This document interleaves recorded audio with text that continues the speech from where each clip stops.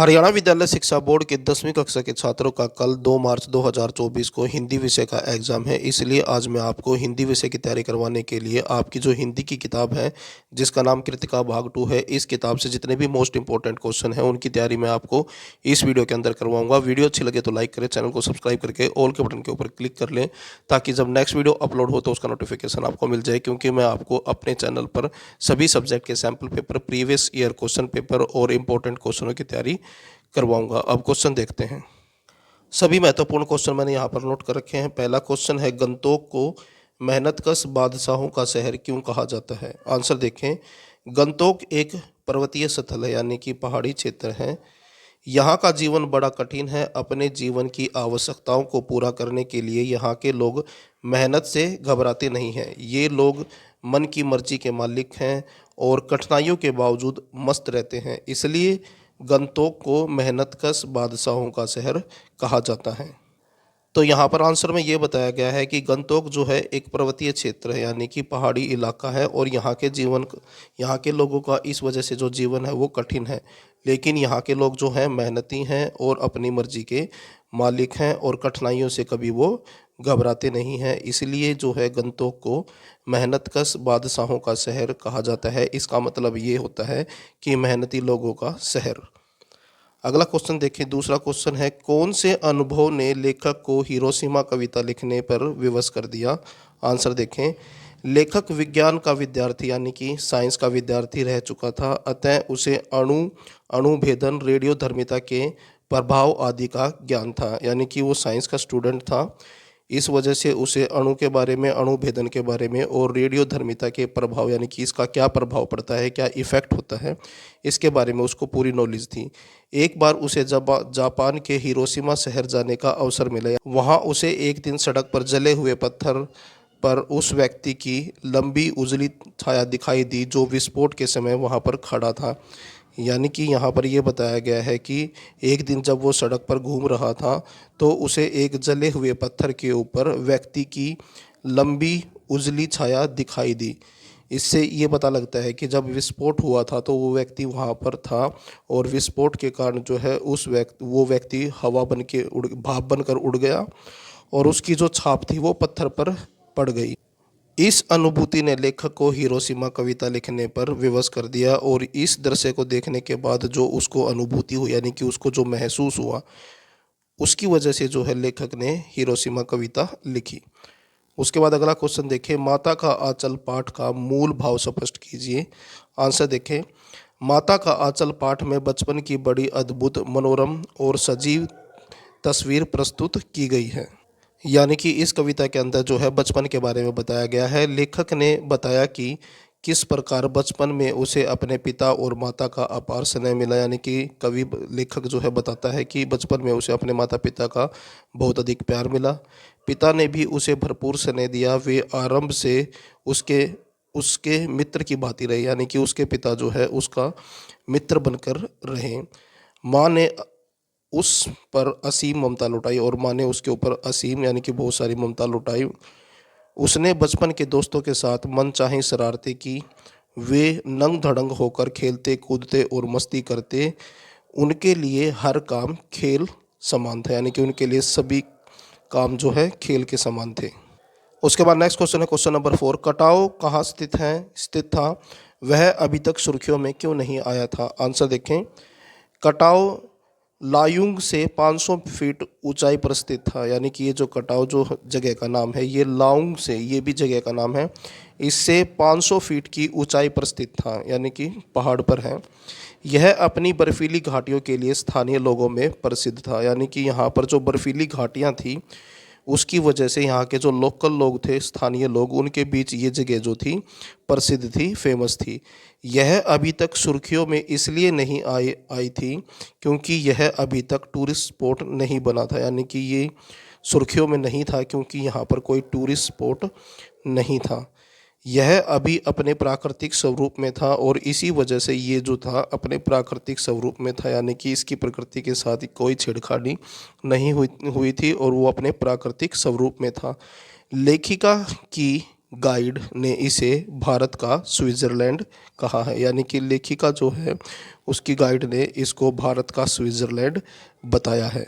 उसके बाद है नेक्स्ट क्वेश्चन, क्वेश्चन नंबर 5, लेखक क्यों लिखता है? आंसर देखें। लेखक क्यों लिखता है यह कहना इतना सरल नहीं है कि वह क्यों लिखता है। स्वयं लेखक को इसके कई कारण नज़र आते हैं, यानी कि ये बात कहना कि लेखक क्यों लिखता है, ये बात कहना इतना आसान नहीं है, क्योंकि स्वयं यानी कि खुद जो लेखक हैं उसको इसके कई सारे कारण नज़र आते हैं। एक कारण तो यह है कि लेखक वह स्वयं यह जानना चाहता है कि वह क्यों लिखता है, यानी कि एक तो कारण ये बता दिया कि लेखक खुद जो है ये जानना चाहता है कि वो क्यों लिखता है, इसलिए वो लिखता है। दूसरा कारण यह है कि लिखकर ही लेखक अपनी उस आंतरिक व्यवस्था से मुक्त होता है जो उसे किसी अनुभव की अनुभूति होने पर होती है, यानी कि जो लेखक है उसको जो अनुभूति हुई, यानी कि जो चीज़ उसको महसूस हुई है अनुभव से, जब तक वो उसको लिख नहीं लेता तब तक उसको जो है अपनी आंतरिक व्यवस्था जो है उससे मुक्ति नहीं मिलती है। इसके अलावा लेखक कुछ बाहरी दबावों इसके अलावा जो है कुछ बाहरी दबाव भी होते हैं लिखने के लिए लेखक के ऊपर, जैसे संपादकों के आग्रह से, यानी कि जो संपादक है जो छापते हैं वो उनके ऊपर दबाव बनाते हैं, प्रकाशन के तकाजे से यानी कि प्रकाशित करने के तकाजे से, तथा आर्थिक आवश्यकता से, यानी कि पैसों की ज़रूरत हो तब भी जो है लेखक लिखते हैं। उसके बाद नेक्स्ट क्वेश्चन है क्वेश्चन नंबर 6, भोलानाथ के नाटक घर का चित्रण कीजिए। आंसर देखें।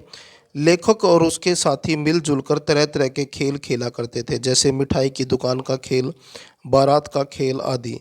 लेखक व उसके साथी चबूतरे के एक छोर पर घिरनी गाड़ देते थे, नीचे की गली को कुआं बना लेते थे। दो लड़के बैल बनकर मोट खींचते थे, वे चबूतरे को खेत बनाकर कंकड़ के बीज बो देते थे, यानी कि चबूतरे को खेत बनाकर और उसके अंदर कंकड़ के बीज बनाकर बो देते थे।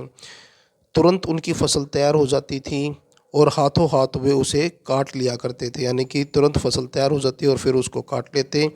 इस प्रकार वे खेती का खेल खेला करते थे। उसके बाद नेक्स्ट क्वेश्चन है क्वेश्चन नंबर 7, लेखक ने अनुभूति प्रत्यक्ष किसे कहा है? आंसर देखें। हिरोशिमा जापान का एक नगर है जो सन 1945 ईस्वी में अमेरिका द्वारा किए गए परमाणु बम के विस्फोट में पूरी तरह तबाह हो गया था। जब लेखक जापान गया तो हिरोशिमा भी गया।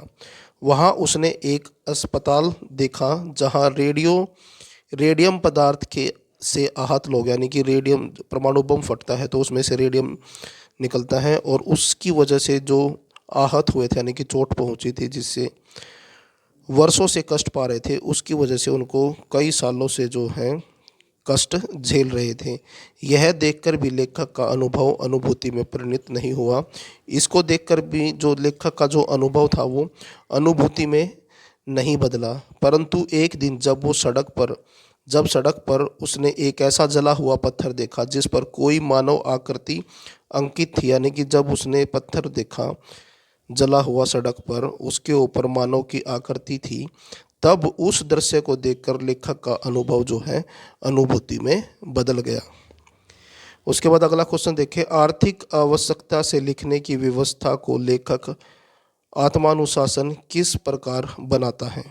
आंसर देखें। संपादकों के आग्रह, प्रकाशन के तगाजे, आर्थिक अवस्था आदि बाहरी दबाव हैं जो लेखक को लिखने को प्रेरित करते हैं, यानी कि ये सभी बाहरी दबाव हैं। संपादकों का आग्रह, प्रकाशन के तगाजे और आर्थिक अवस्था यानी कि पैसों की ज़रूरत जो लेखक को लिखने को प्रेरित करते हैं। लेखक के अनुसार लेखक इन बाहरी दबावों के प्रति समर्पित नहीं हो जाता है, यानी कि इनके प्रति जो है समर्पित नहीं होता। उसे वह केवल एक सहायक यंत्र की भांति काम में लेता है, यानी कि इनको जो है सहायक यंत्र की तरह काम में लेता है। इनके प्रति जो है समर्पित नहीं होता ताकि भौतिक यथार्थ के साथ उसका संबंध बना रहे। नेक्स्ट क्वेश्चन देखें। नेक्स्ट क्वेश्चन है क्वेश्चन नंबर 9, माँ किस प्रकार लेखक को अच्छा खासा कन्हैया बना दिया करती थी? आंसर देखें। लेखक की इच्छा के विरुद्ध माँ उसे पकड़कर उसकी शारीरिक स्वच्छता और विकास के उद्देश्य से उसके सिर में सरसों का तेल लगाती उसकी नाभि और माथे पर काजल की बिंदी लगाकर उसकी चोटी गूंथ देती और उसमें फूलदार लट्टू बांधकर रंगीन कुर्ता टोपी पहना देती थी। इस प्रकार लेखक अच्छा खासा कन्हैया बन जाया करता था। उसके बाद नेक्स्ट क्वेश्चन है, पठित पाठ के आधार पर भोलानाथ की किन्हीं तीन विशेषताओं का उल्लेख कीजिए। आंसर देखें। भोलानाथ की तीन विशेषताएं निम्नलिखित है। पहली है, भोलानाथ अत्यंत चंचल बालक है, यानी कि बहुत अधिक चंचल है। उसे अपने माता पिता से अत्यधिक प्रेम प्रेम है। उसे लोक संस्कृति, लेख, लोक खेल तथा अपने मित्रों से अत्यधिक लगाव है। उसके बाद अगला क्वेश्चन देखिए, लेखक को विज्ञान के दुरुपयोग का ऐतिहासिक प्रमाण कब मिला। आंसर देखें। लेखक विज्ञान का विद्यार्थी था। अणु क्या होता है, रेडियोधर्मिता के क्या प्रभाव होते हैं, इन प्रश्नों का उसे पुस्तकीय ज्ञान तो था, परंतु जब हिरोशिमा में अणु बम गिरा और उसके समाचार उसने पढ़े, उसके परवर्ती प्रभावों का, यानी कि बाद के प्रभाव, बम फटने के बाद के प्रभावों का विवरण पढ़ा, तब उसे विज्ञान के दुरुपयोग का ऐतिहासिक प्रमाण मिला।